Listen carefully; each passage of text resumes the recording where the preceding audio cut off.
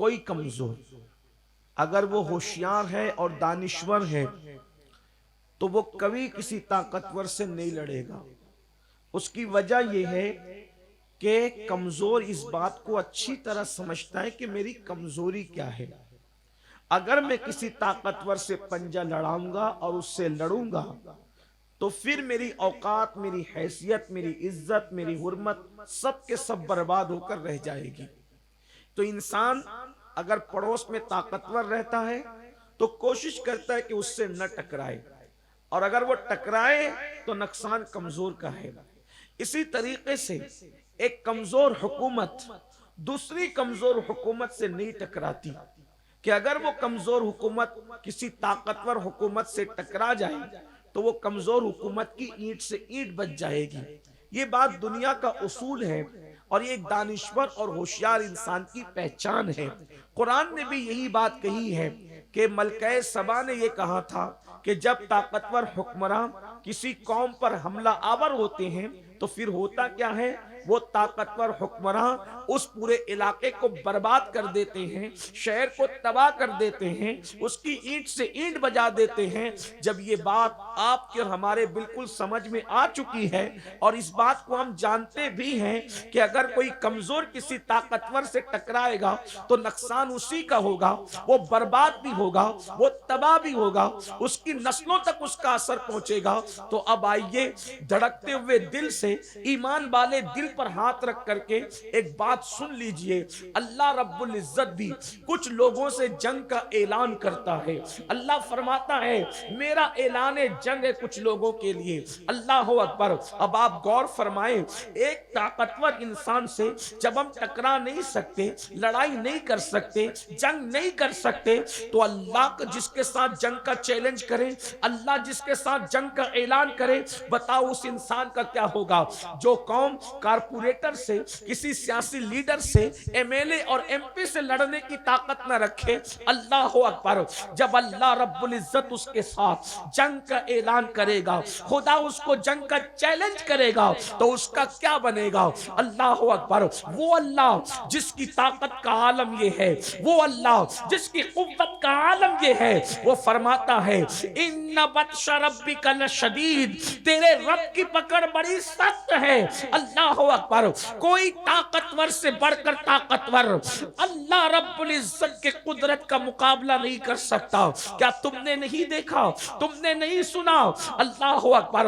وہ فرعون جو اپنی قوت کے دبدبے میں مشہور تھا، وہ اپنی طاقت کے نشے میں چور تھا، میرے اللہ نے اس کو دریا میں غرق کر دیا، اور صرف دریا میں غرق نہیں کیا بلکہ دریا کی موجوں نے عبرت کی خاطر اس کو لا کر کے باہر پھینکا۔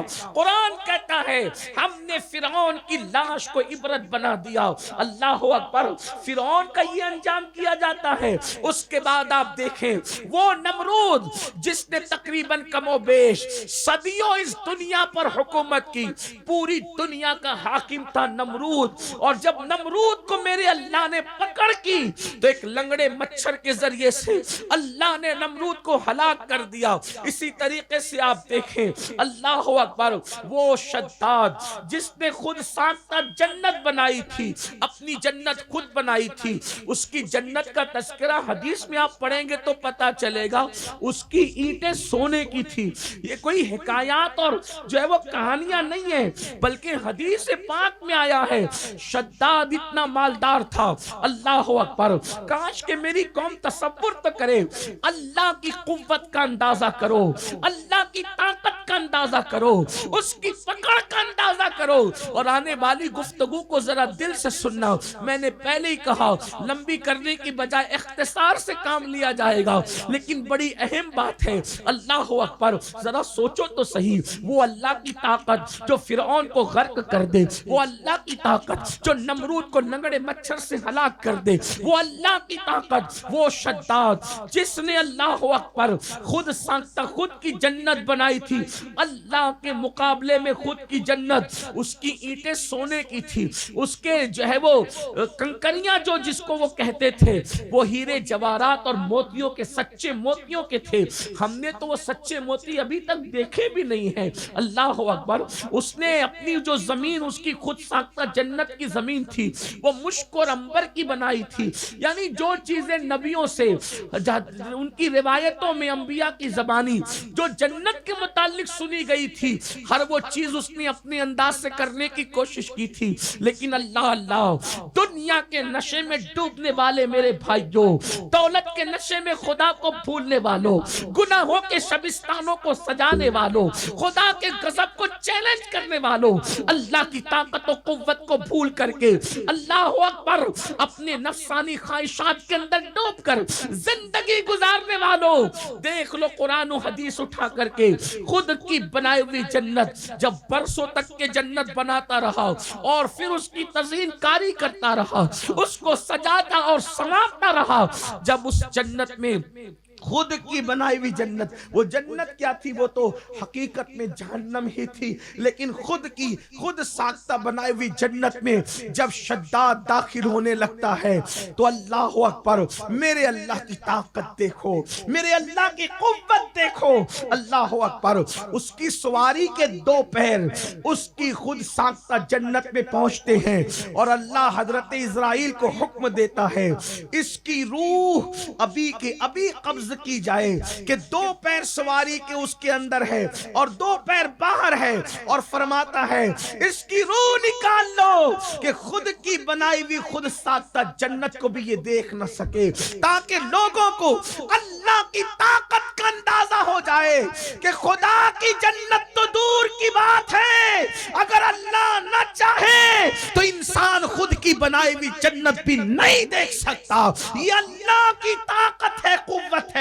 اب وہ قوت والا خدا ارشاد فرما رہا ہے، وہ طاقت والا خدا ارشاد فرما رہا ہے، کچھ لوگوں کو میں جنگ کا چیلنج کرتا ہوں، کچھ لوگوں کو میں جنگ کا اعلان کرتا ہوں. اسی پر تو انسان کو لرز جانا چاہیے. اللہ اکبر. خدا جنگ کا چیلنج کر رہا ہے، خدا جنگ کا اعلان کر رہا ہے. اب کس کے ساتھ جنگ کا اعلان اللہ کر رہا ہے؟ 3 لوگوں کا تذکرہ کیا جاتا ہے جن کے ساتھ اور بھی روایتیں ہیں، لیکن میں 3 کا تذکرہ کروں گا وقت میں جتنی گنجائش ہے.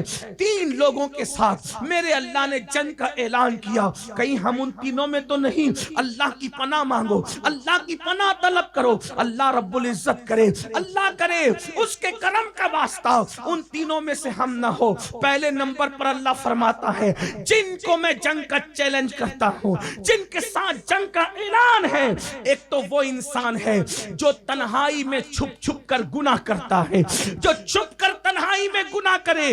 میں اس کو جنگ کا چیلنج دیتا ہوں. ذرا غور تو کرو، تنہائیوں کے اندر گناہ کرنے والوں اللہ جنگ کا چیلنج دے رہا ہے. اور پھر خدا جس کے ساتھ جنگ کا اعلان کرے اس کی عزت کا کیا ہوگا، اس کی روزی روٹی کا کیا ہوگا، اس کے دکان و مکان کا کیا ہوگا، دنیا میں وہ کتنا ذلیل ہوگا، دنیا میں وہ کتنا رسوا ہوگا. اور پھر زمین کے اندر جب قبر میں جائے گا تو اس وقت اس کی حالت کیا ہوگی؟ لرز جاؤ. اب آپ سے پوچھتا ہوں، اللہ جن کے ساتھ جنگ کا چیلنج کر رہا ہے وہ پہلے نمبر پر کون ہے؟ اکیلے میں گناہ کرنے والا، تنہائی میں گناہ کرنے والا. کیا ہم اس کے اندر ہے؟ میں یہ نہیں کہتا اتنے بڑے مجمع میں کون ہے، لیکن اقبال نے کہا تھا اپنے من میں ڈوب کر پاجا سراغ زندگی، اپنے من میں ڈوب کر پاجا سراغ زندگی.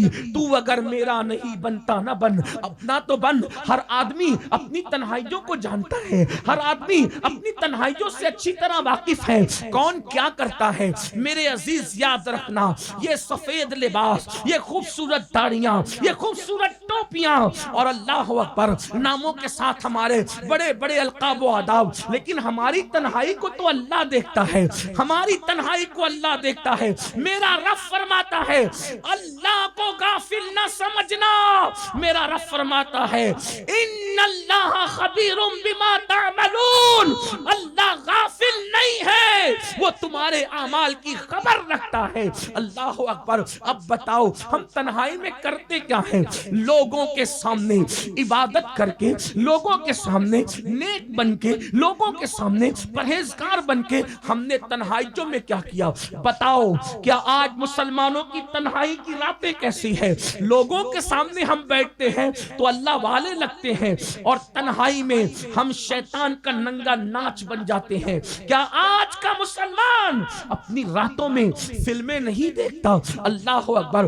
گناہ کرتے ہوئے اگر دروازہ کھڑک جائے، دروازے کی آواز آ جائے تو آدمی کے دل کی دھڑکن تیز ہوتی ہے۔ ذرا توجہ کرنا میری قوم کے جوانوں، صوفی حمید الدین ناگوری جیسے اللہ کی عظیم ولی کے پڑوس میں رہنے والوں، آپ مجھے بتاؤ اگر ہم گناہ کر رہے ہوں اور دروازے پہ دستک ہو جائے تو ہمارے دل کی دھڑکنیں تیز ہو جاتی ہے، لیکن بتاؤ دروازے پہ دستک دینے والا کون ہوگا؟ ذرا آج آپ سے میں پوچھنا چاہتا ہوں، کون دروازے پہ دستک دینے والا ہوگا؟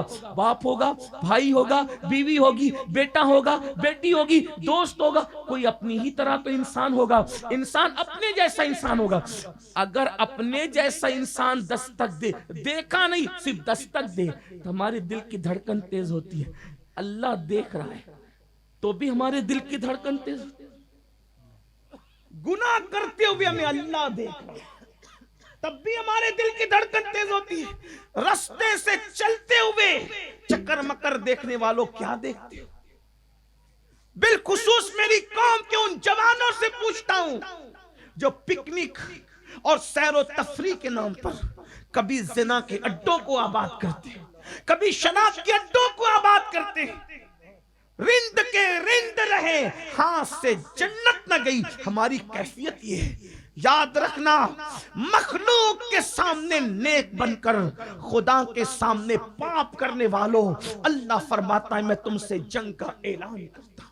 بلکہ ایک بات آپ کو بتا دوں، یہاں تک فرمایا کہ جو مخلوق کے سامنے عبادت کر کے تنہائیوں میں گناہ کرتے ہیں، میں ان کی نیکیوں کو ریت کے ذروں کی طرح بکھیر دیتا ہوں۔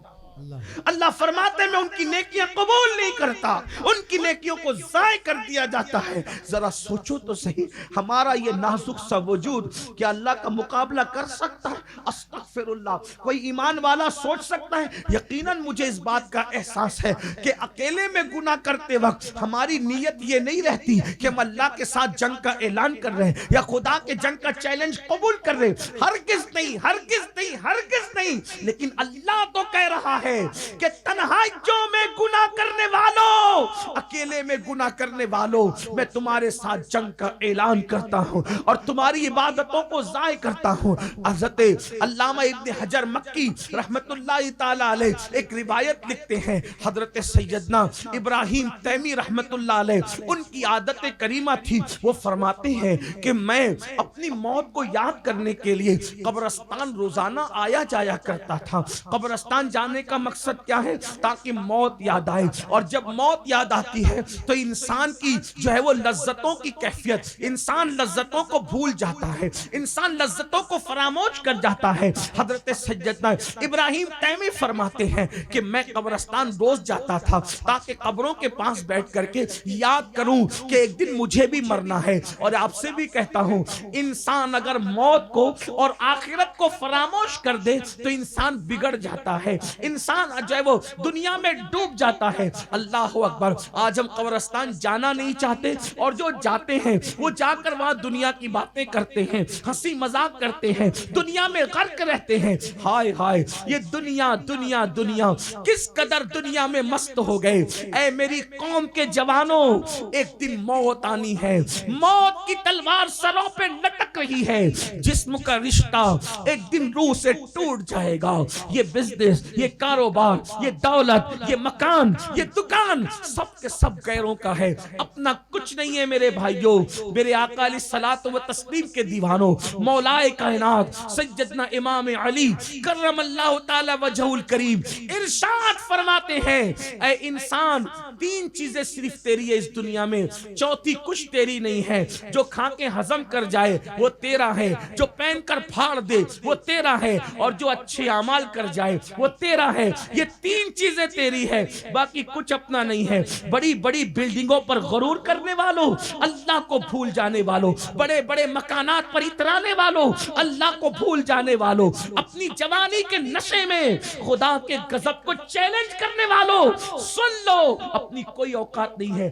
اگر اللہ کسی کی کمر کی نس بھی دبا دینا تو اس کو اس کی اوقات پتہ چلے۔ خدا صرف درد سر دے دے۔ میں تو حیران ہوں، جو قوم اللہ کا دیا ہوا درد سر برداشت نہیں کر سکتی، وہ قوم اللہ کا عذاب کیسے برداشت کر سکتی؟ سوچو تو صحیح، کہاں درد سر جس کو ڈاکٹر کی دوا دور کر سکتی ہے؟